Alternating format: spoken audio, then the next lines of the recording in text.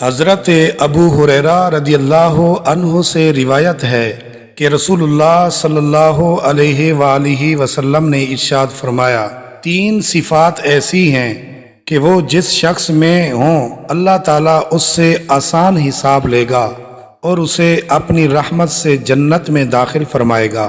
صحابہ کرام رضی اللہ عنہم نے عرض کیا، یا رسول اللہ کن صفات والوں کو؟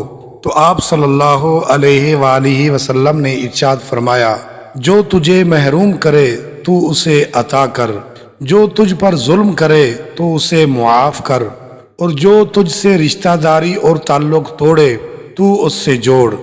صحابی رضی اللہ عنہ نے عرض کی، یا رسول اللہ اگر میں یہ کام کر لوں تو مجھے کیا ملے گا؟ آپ صلی اللہ علیہ وآلہ وسلم نے ارشاد فرمایا، تجھ سے حساب آسان لیا جائے گا اور تجھے اللہ تعالیٰ اپنی رحمت سے جنت میں داخل فرما دے گا۔